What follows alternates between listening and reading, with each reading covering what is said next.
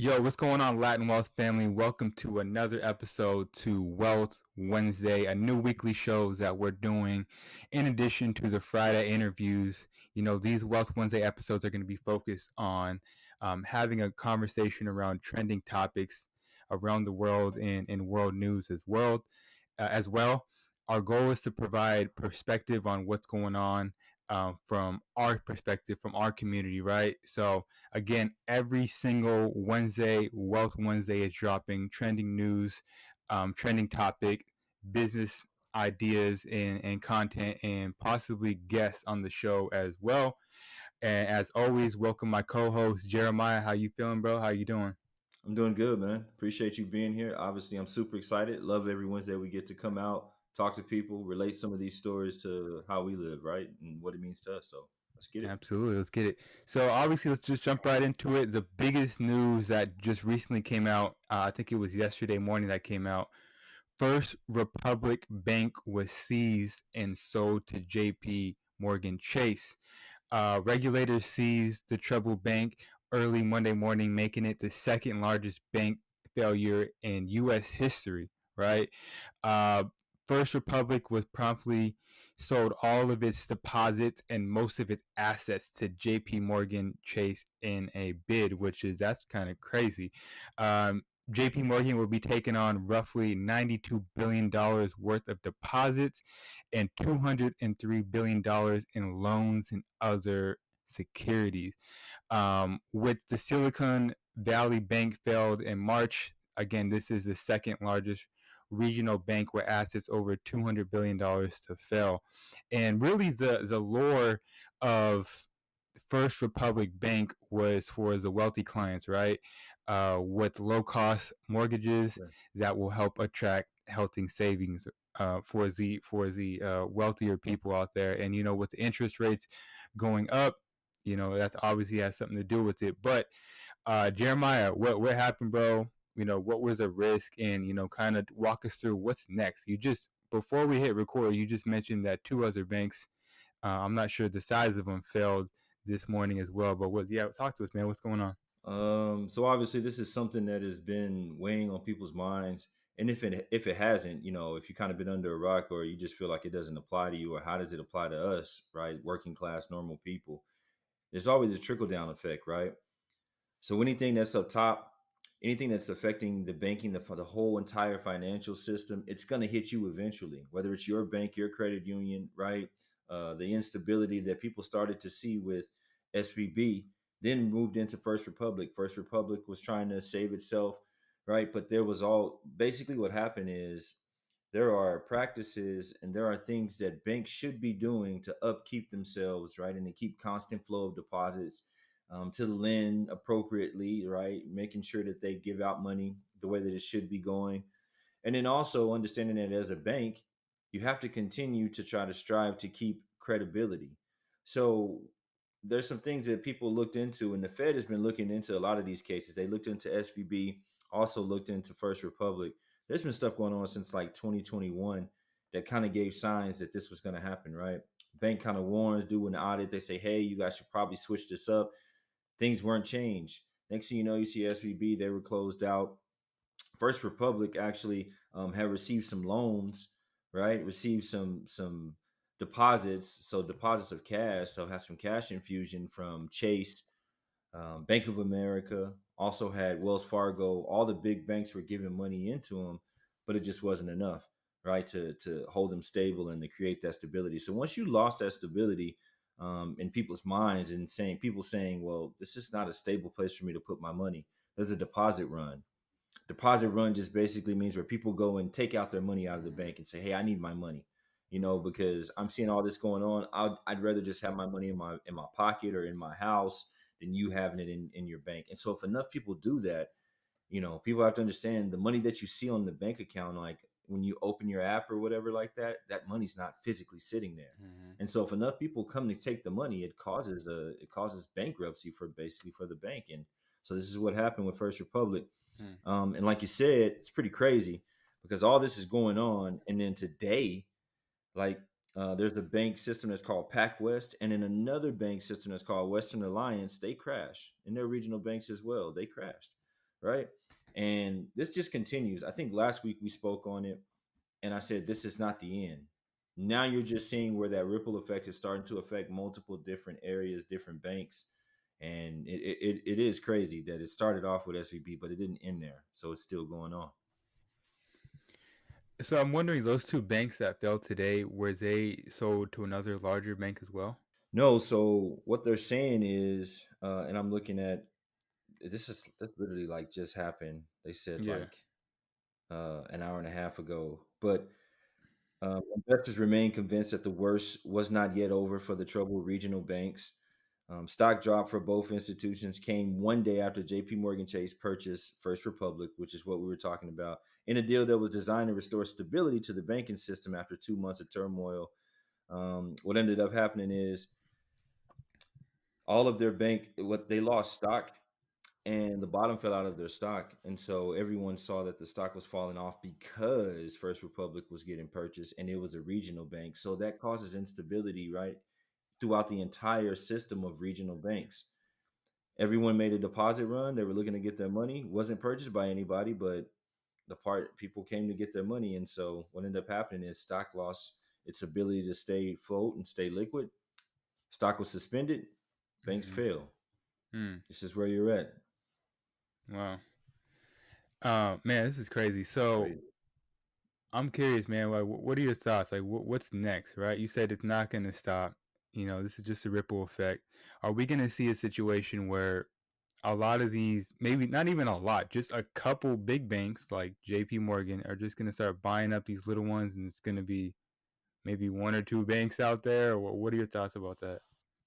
To be honest, probably about a month and a half, 2 months ago, maybe more longer than that, I said this just seems like the perfect scripted thing to do from a Hmm. big bank scenario, right? If you guys remember, obviously crypto has played a huge part with deposits not going into banks.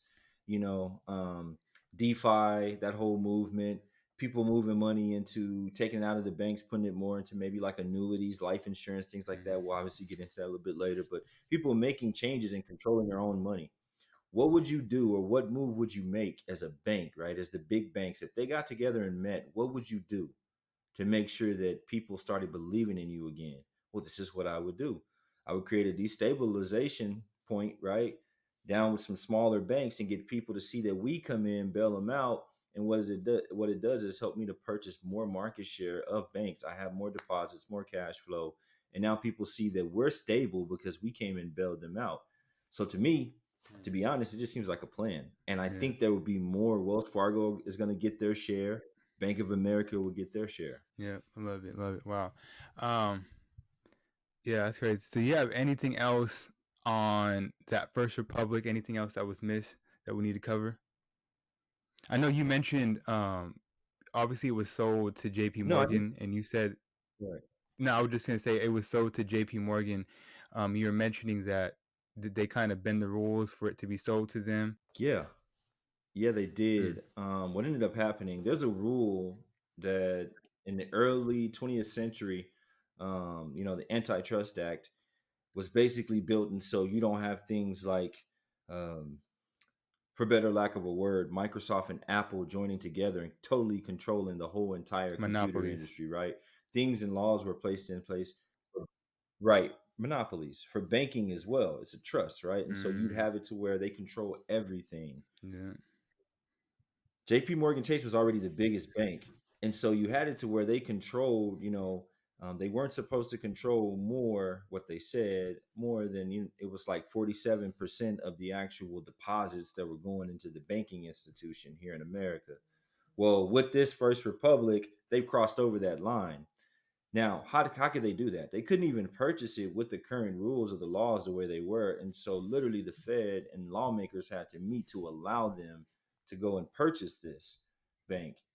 So, they did an emergency session, passed it, like, yep, you can go and purchase it. It's all good. We say yes. And so, there's rules that are being built and stuff that it's that's crazy. Like, crazy. no one even talks about that because Yeah, now you got JP Morgan, Chase, they run everything basically. They have a huge market share, more than everybody. that's crazy. Transitioning a little bit, some other big news that recently came out is Disney. Walt Disney has begun a second wave of layoffs on Yeah. Monday, involving thousands of jobs as a part to eliminate Yep. 7,000 positions and save about $5.5 billion in costs. Man, I'm curious from your perspective. Mhm. We'll jump into what's happening, but when's the last time you experienced something like this with all these mass layoffs, some of these big department stores filing for bankruptcy and whatnot and closing? When's the last time you personally have experienced something like this? Have you ever? I'm gonna show my age right now.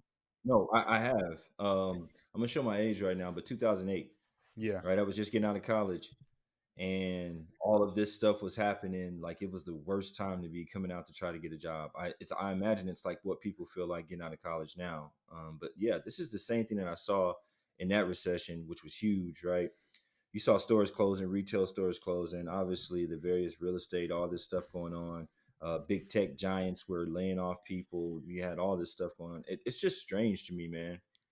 Yeah, Disney, it's crazy. They've had a change of guard. There's a whole bunch of stuff going on with Disney that's kind of there outside of is. this, but we can get into that in a second. But yeah, 2008 is the last time I saw. So real quick, what are some like stores back then that were closing down or mass layoffs that you guys were just like? Because I mean, obviously, I'm not that young. I remember 2008. I was probably I'd say like 14, 15 or something like that. But that news didn't hit me, Right. right? But like to you and your perspective, what were like some stores or some companies that you were like, wow, that's crazy that they're laying off 7,000 positions? Yeah, so I mean, you had Circuit City. It's Yep. probably one of the biggest ones, Mm-hmm. right? Man, they Circuit City used to be huge. People probably don't even remember who they were, but Circuit City was very similar to Best Buy, Yep. right? You go Yep. get stuff, computers, stuff like that. Man, they just got hit really hard. They were laying people off. There were rounds of layoffs. They ended up going just bankrupt and just completely being wiped off the face of the earth. Mm. During that time as well, Toys R Us, right? Mm-hmm. Yep. This Yep. is when Amazon started to peak. And crazy story about that, Amazon actually started off selling their toys and stuff for them because Toys R Us didn't want to deal with the hassle of selling direct to consumer. So they used Mm, them, they actually brought them in, brought Amazon in, and they learned, yeah. So this is it's crazy. It's like history repeats itself, and it's for not even sure. that long ago, right? It's like 15 years ago, and it's happening all over again. It's crazy. Yep. So talk to us, bro. What's going on? I mean, obviously we know why Disney is laying off, all these people in these positions, and obviously they want to save money. And I think when you look at signs and you look at trends like this, obviously they see something in the future that the regular person doesn't, right? I think under the previous leadership, right, under the previous CEO before Iger came back, they were on a completely different. Um, I don't do politics, but they were on a Mm. completely different side of politics. They were on a completely different agenda. Much more liberal approach, Yeah. right? Yeah. And so when Iger comes back, he's a much more middle of the road independent or more conservative in the way he feels of his beliefs and things like that. So a lot of the programs and the things that were happening, I think Iger wanted to get rid of them as it is. But the previous CEO getting into it with DeSantis and creating this horrible rift between government and Disney there in Florida, Iger's trying to work his way back up out of that. And so I think he just wanted a reason to get rid of a lot of these guys. Because if you look at it, he got rid of the leaders in Disney Plus and the streaming service, right? Which has added crazy numbers of subscribers. Like they were up there battling with Netflix as to new With subscribers Netflix, yeah, and as it went with that. So it wasn't what that they're not being, profitable. It's basically just I think that there is a changing of the guard. Iger came back. He wants to change things. He wants to run a little bit differently. It remains to be seen if it's going to work because under the previous CEO, you can say what you want about his politics, but Disney was growing like crazy with for money, sure. right? Disney Plus was introduced. They had a lot of great ideas. So we'll see how it goes. I think the whole saving money and I don't know. I think that's a little bit of a just a front. I Hmm. believe that he wanted to kind of get rid of them, bring in his people, but we'll see. We'll see where it goes. Man, with them Disney price, them tickets and whatnot, they don't think they need to save any more money. Yeah, but people just keep buying. But Man, these is um, $300 for com- one ticket. crazy, crazy. I think there was an article that came out. I don't know, like maybe 2 months ago or 3 months ago. I think the average cost for a family to go to Disney, I think it's over $1,000, something like that. A family of four, over $1,000. Easily. Um, Easily. Yep. Easily. yep, yep. But on some lighter news, let's transition a little bit. I know there's some people out there that are probably like, "Hey, what does this all mean for us? What can we do about this information?" You got mass layoffs, you got banking systems failing. The last thing that we want to do on this show is just create fear. Like we spoke about that last week, where you got other platforms, other people out there that are just 100%. trying to grab your attention, get followers with just creating fear-based content, right? So we want to give you the information, but we also want to step Yeah. into, some different ways that can benefit you, right? And some action steps for you guys. So recently came across an article that was talking about life insurance versus Roth RIA. Uh, and so, yeah, I mean, what we want to do on here is just kind of break down the pros and cons of both and how to decide where to put your retirement money at. Something that Jeremiah and I know. I think more than 2/3 of Latinos are not putting aside anything through workplace saving vehicles such as 401k plans, life insurance, or anything, right? So, um, speaking specifically to our community, that's something that we're failing at and we need to do better at. So, um, we have all the resources and information, and we Yeah. want to definitely be a resource for you guys today. So, let's break down the pros and cons between both of them. Cool. So, anytime that you're looking at a Roth IRA or someone that's moved into the space of utilizing a Roth IRA, what is it? It's basically an independent retirement account, right? That's what IRA stands for. Roths, they are great because in most cases, people are looking at, I don't want to be taxed on this. Why? Mm-hmm. Because it's money you put in post tax. You already been taxed from your job, right? This is money that you got in your paycheck. You take that money, you put it into your account. It's not taxed again, right? So any distributions or anything you take money out of that, you don't got to worry about taxes. Now, I'll say that that's great because you don't have to worry about it like in a 401k getting taxed later, right? And the Roth, you control it. You control where your money is going and where it's invested. That's some pros on it. It's phenomenal. Now, a couple cons on the Roth is the fact that there are contribution limits. Contribution limits, what do you mean by that? That means that it changes yearly, but this year you can only contribute $7,300 a year, right? This total year of 2023 into that Roth. So Mm. it has limitations. Also, Quick question. Quick let's say question. that you're making some money. What? My bad, bro. So yeah, you said it changes every year. I actually didn't know that. What determines the amount and the limit, right? Like, what is it? The market? Like, what determines that? Yeah, so they try to make it shift according to inflation, right? Oh, okay. Taxation changes, things like that. So they try to shift it according to that. If inflation is going up, try to give you a little bit of more money. But really, honestly, the value of what you put in, right, it's probably equal to what it was the year before with inflationary costs. So that's what usually determines it. Another con that we were talking about was if you make too much money. So let's say you make more than, as a single person, make more than $194,000 in a year, you can't contribute to a Roth. It's illegal for you to contribute. All right. Hmm. And then if you make more than 253 combined as a married couple, then you can't contribute to a Roth. Right. So there's some limitations. There's some contribution limits. There's income limits that you have. Now, come over to life insurance. Let's go with the cons first. I'm going to say some of the cons or something somebody thinks about is the fact that they have to pay for the cost of an insurance policy, right? So there's a monthly premium they call it that you have to pay, and they're like, well, dang, that kind of sucks. But if you think about it, you put money into something monthly anyway if you have a 401k, or you should be, right, into a savings or something. And so that's kind of how you can look at it, is that I'm just putting money away, same as I would do with a savings. That's what my premium is, and it goes toward into building cash value. But that's a con that people say.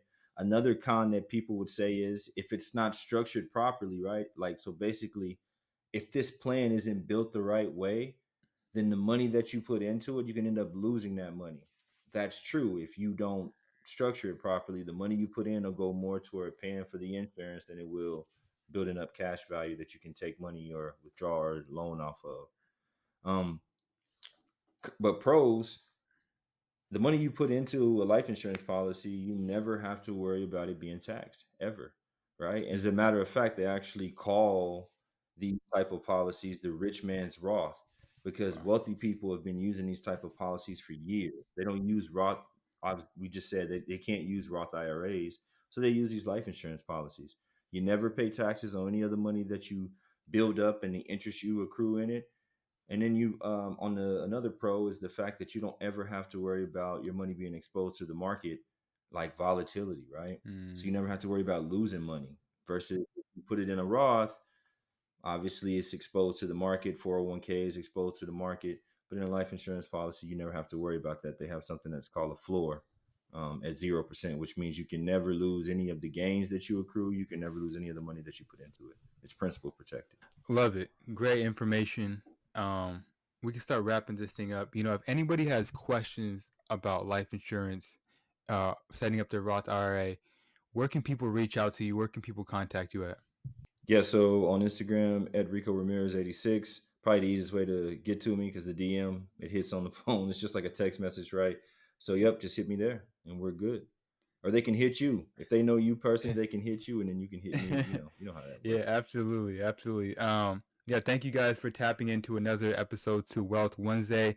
Again, we bring these obviously with the title. We bring them every single Wednesday. We want to bring you guys this trending news, quick information, allow you guys to digest it and apply it to your life. With that being said, go ahead and share this episode with one other person that needs to hear this information. A lot of quality information in these episodes.